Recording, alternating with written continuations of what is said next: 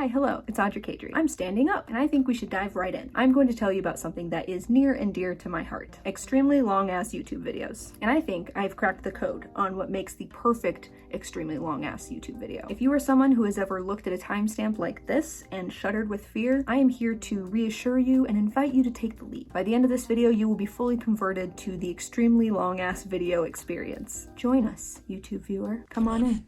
The water's fine. Here are the keys to the best extremely long-ass videos. First, length. Obviously, this is what sets these videos apart from all the others. Before I took the great leap, I considered a video that was 45 to 60 minutes long a pretty long video. I'd click on these videos when I knew I was going to be here for a while. But what I consider to be an extremely long-ass video is about an hour and a half minimum. But even then, it's pretty weak sauce. The real threshold is about 2 hours. This is where commitment comes in. One of the first videos that beckoned me across the extremely long-ass videos threshold was Jenny Nicholson's Vampire Diaries video. When this video dropped, I gasped. 2 hours of content? Is there really this much to talk about? It turns out, yes there is. At that point, this was the longest video I'd ever watched. Every video underneath this timestamp was a breeze. But then, what's this? Another long-ass video. One whose timestamp is entirely threes. Do I dare?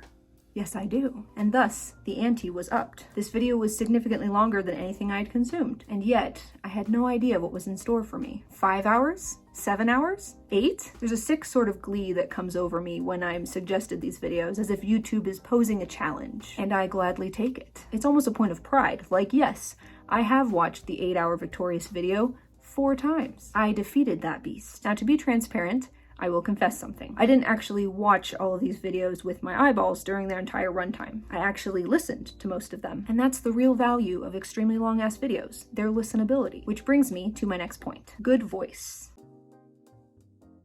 This includes sound quality and the pleasantness of the creator's speaking voice. I would bring up likability of the creator, but I would argue this is a facet of most channels. Most creators want to come across as likable, so you spend time on their channel. But I also think that creators who make extremely long-ass videos have to be on another level because they are working against that timestamp. The first 30 seconds is crucial for any video, but it's extra crucial if you know that your viewer is side-eyeing those numbers in the corner and weighing whether or not they like you enough to stay for that. A good voice also means good writing, because when I put my headphones in and my phone in my pocket, I'm going to be oblivious to any fancy graphics or editing tricks or visual gags. So the script I'm listening to needs to be tight and engaging. There's also something to be said for pacing, and I think Quentin Reviews has this down to a science. He talks about TV shows like iCarly and Victorious in detail, and so to break up the wall of information that he's throwing at the viewer, he places intermissions in between. In between every season that we review, we're going to have kind of a brief intermission, and during that intermission, we're going to talk about really anything we want. You know, tangents,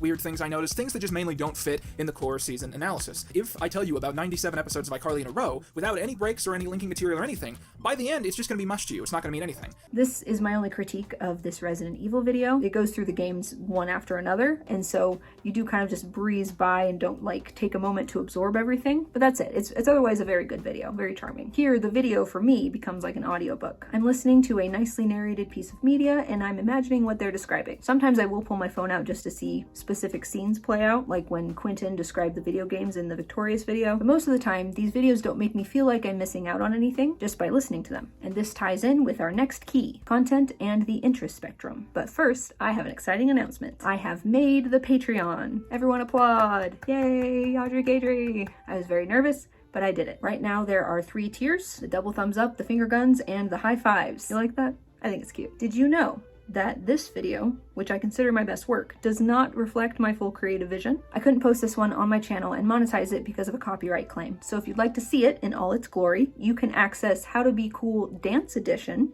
on my Patreon, which includes the original transitions with the music I wanted and an extra ending scene. Right now it has like 9 views, and all of those are me because I love this video. Anyway, if you are interested in supporting me, check out the Patreon. I would really appreciate it. And now let's get back to our regularly scheduled programming. Extremely long-ass videos occupy a sweet spot on what I'm calling my interest spectrum. On one side, we have no interest. Sports, cooking shows, educational material, that's all over here. And over here are things that I am interested in. YouTube, video games, certain TV shows, etc. Where the topic of a video lands on my interest spectrum is key. Usually it's media that I haven't yet got around to or would never consume on my own. So it's kind of placed in this middle area. I mean, I'm a busy man. I have work and YouTube and recovering from both of those things that eats up most of my time. It's much easier for me to click on and listen to a video about all of the Resident Evil games than to play them myself. Even though the video is long, this has instantly made the franchise much more accessible to me. More on that later. If a video is about something that I just have no interest in at all, I just probably won't click on it. If it's something that I am directly interested in, I might click on it, but only if I have the right mindset. Like if I'm able to withstand the emotional energy spent by watching something that I have a lot of interest in. I think we've all at least had this moment once in our lives. As you absorb the other person's takes and opinions, you are assessing them and comparing them to your own. Maybe your ideas are challenged and this creates discomfort, or in some extreme cases, outrage. This makes it seem like I'm advocating for the idea that mindless consumption is superior, but I'm not. I'm just pointing out that mindless consumption and engaged consumption are two ways that we experience media, and the former is my default to cope with existing. Also, if I see a video that is about one of my interests, it's likely that I'll want to make my own video on that topic, and in that case, I avoid other people's videos on that topic so I can script what I think first without having the influence of what's already out there. So to summarize, I am more likely to click on an extremely long-ass video that is related to one of my interests, but is not something that I would have gotten around to or directly consumed on my own. Like, hey, I loved Land Before Time as a kid. Holy shit, there's more movies? Good thing Jenny watched them for me and is here to tell me all about them. I'm also less likely to click on or rewatch a video that I know a lot about, like H-Bomber Guy's Sherlock video, because I can only experience this specific video once. You know, I was a fan of this show as a teen, I wrote some cringy fan fiction, so clicking on this video meant that I had to be convinced, and I was, successfully. But I can really only be convinced once. So when I click on this video again and rewatch it, it's really because it's been a while and I'm trying to keep the other videos that I rewatch from becoming stale. Another important aspect of these videos is the level of passion and attention to detail that each creator approaches their subject with. Like, sure, you could get the gist of why Fallout New Vegas is a great game in a 20 to 30 minute video. Enough to be convinced, but think of how much you've missed. You haven't been able to dive deep and fully absorb as much as you could have. And more importantly, you've barely scratched the surface on why this particular game is important to this particular creator. You haven't spent any time with them. And this is something that I love. I love hearing in depth why a person is passionate about something. I like when they dissect things and make jokes and take their time because they can. They've put in an incredible amount of work becoming familiar with their subject and writing an interesting script. And when someone has that much to say about something, you should take the time to listen. This goes along with the other half of this section. I much prefer a creator diving deep into something that I know little to nothing about, but still have an interest in, rather than going to consume that media directly myself. It's so much less effort, and it's way more entertaining, which brings me to low emotional investment and accessibility.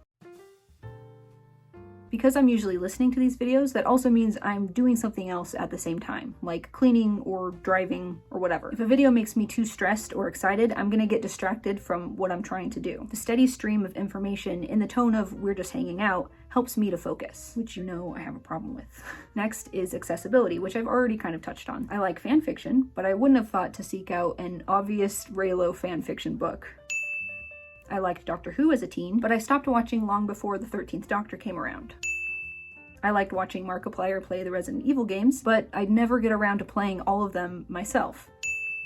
I feel like I'm repeating myself by this point because a lot of these different criteria kind of go hand in hand with each other, so I think you get the gist. I really like learning things and experiencing things like normal human beings do. I don't have time to experience everything. These videos bridge that gap and say, hey, don't worry, we've put in the work. Let us take it from here. And finally, let's talk about why these videos are perfect for me and anybody else who suffers from this specific quirk, time blindness.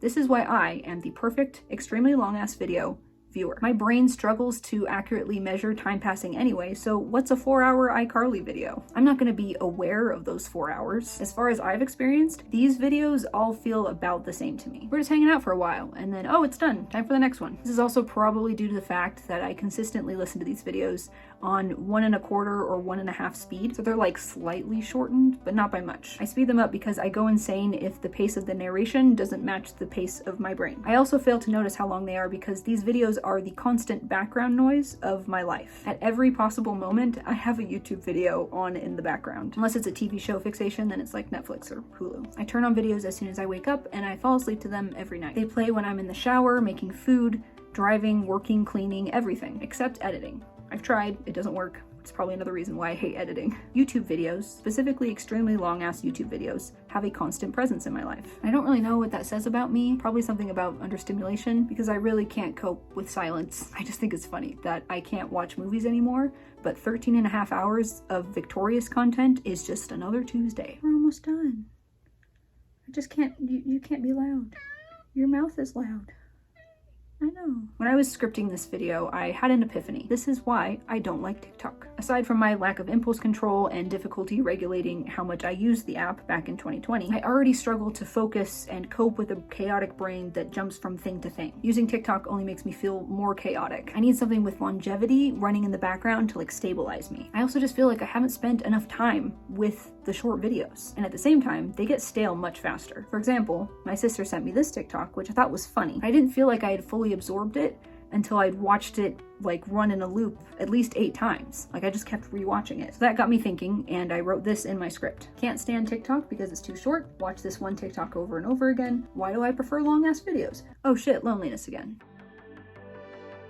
And that's a key to this framework that is a little uncomfortable for me to acknowledge. These videos are obviously filling a void in my life, not just stamping out understimulation, but letting me spend time with a creator that I like for a few hours just to feel less alone. It's not a coincidence that at the same time I got into extremely long-ass videos, my work life changed and I lost an important social network. And that's okay, but I should be aware of this because this is obviously a coping mechanism for me. As I've learned, burying yourself too deeply in a coping mechanism can be bad. Now I know that this framework as a whole probably won't resonate with many people. I recognize that the way that I consume media is probably abnormal, and that's okay. But as I made the case for extremely long-ass videos, I guarantee that at least one of these keys is something that you can identify with, and maybe that's enough for you to want to take the leap. So to seal the deal, let me tell you about what I consider the best place to start. H-Bomber Guy's Pathologic video. Title and thumbnail, great. Length, it crosses the extremely long-ass videos threshold without being too intimidating. Interest spectrum, it's a video game, but it's one that I've never heard of, so check. In fact, many people have never heard of it, and even fewer have actually played it to the end, which adds to the intrigue. This video is also extremely well written, and there are moments that give me goosebumps no matter how many times I re-listen to it. H-Bomb is also an excellent narrator. His voice and accent are great, and the sound quality is wonderful. Side note, the first time that I clicked on this video, I listened to about 95% of it. So when I showed it to my brother, I got to experience it all over again, because I hadn't seen most of the visuals. So that was fun. This is my favorite of H-Bomb's videos, and I have very fond memories of it because of what this video is accomplishing. Aside from this being a well-done video about a great game, this video is specifically designed to bridge the gap between the average YouTube viewer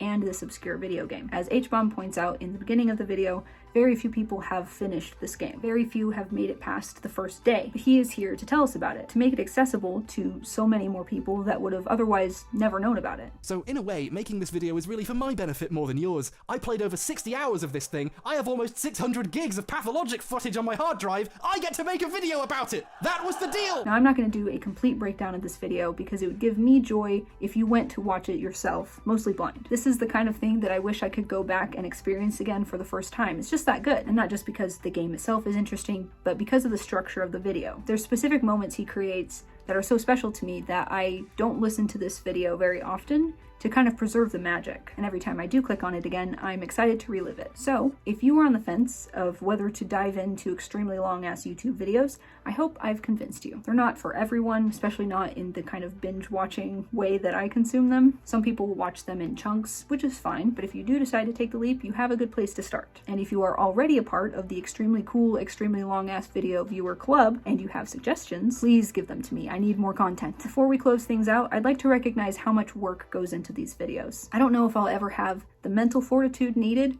to make videos of this length. I will claw my way through shaking and crying, trying to make a video that's not even an hour long. I know that these projects take a lot of time, effort, creativity, and mental stamina. I hope that one day I'll have enough to say on a subject that I can make a video that can stand next to these giants, but for now, I'll just say how much I appreciate these creators for making content of this length for free. You guys are rock stars, and I salute you. Thank you for watching. Consider subscribing if you like, and if you do, make sure to turn on notifications, because as I have discovered, I am the algorithm's most ignored YouTuber. People have told me recently that they just aren't getting my content. And so if you would like to know when I post, which is not consistently, then turn on notifications so that you can actually watch my videos. Again, check out the brand new Patreon if you like. Follow me on social media. All of that will be in the description. And with that, I will sign off. Double thumbs up, finger guns, high five.